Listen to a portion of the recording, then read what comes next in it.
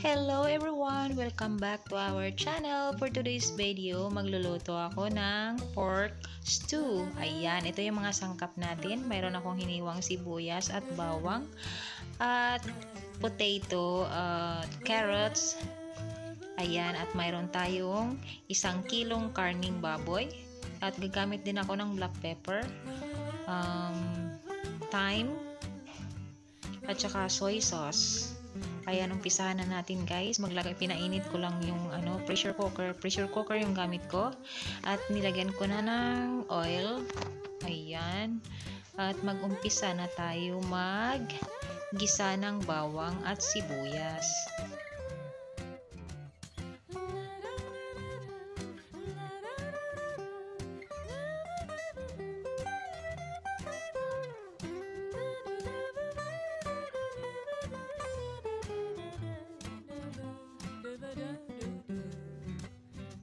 Pagkatapos, ilagay na natin ang 1 kilong karning baboy.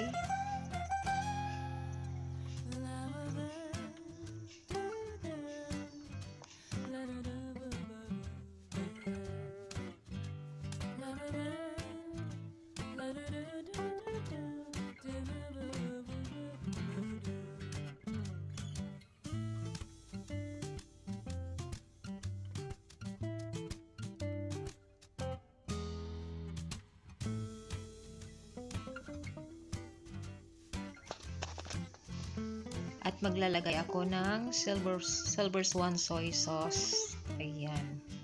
Para medyo mag-brown yung sabaw natin mamaya.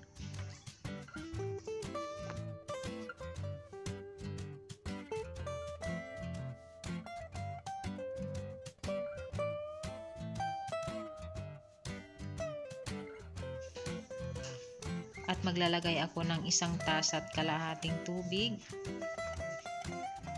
Para pag mamaya pag pinakuluan ko na siya sa pressure cooker. Ayan. Ang pagluto nito guys ay 20 minutes lang. 20 minutes siyang naka pressure cooker. Madali lang ito maluto kasi nakahiwa siya ng cubes. Ayan, after 20 minutes, ayan na siya, malambot na ang ating karning baboy. Ayan, malambot na siya. At ilalagay natin ngayon ang patatas at ang carrots.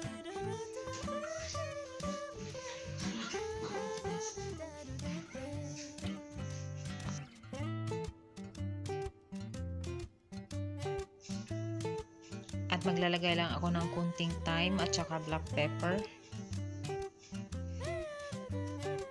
Ayan, ito yung thyme. And then black pepper.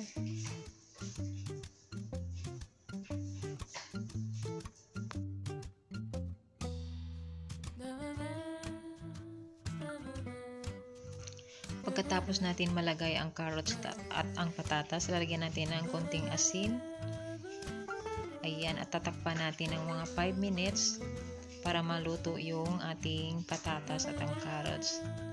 Ayan na siya guys, medyo malapit na ang ating pork stew maluto. Pwede na tayong kumain. Ayan, medyo malambot na ang carrots at ang patatas.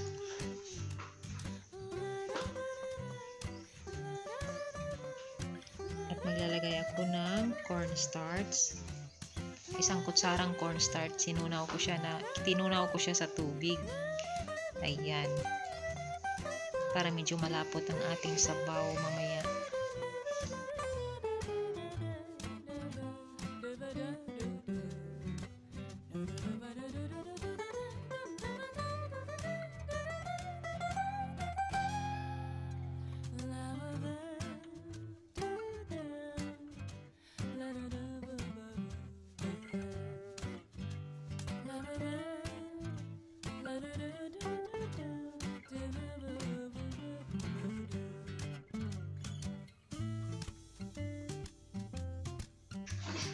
At magdadagdag pala ako ng konting soy sauce para medyo mag-brown ang ating sabaw.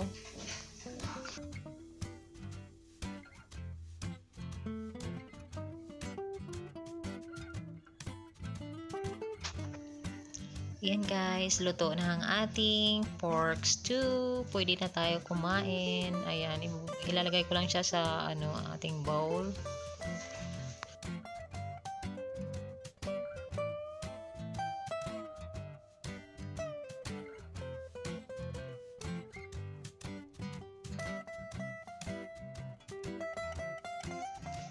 At ito na yung finished product natin. Ayan, yummy. And let's eat.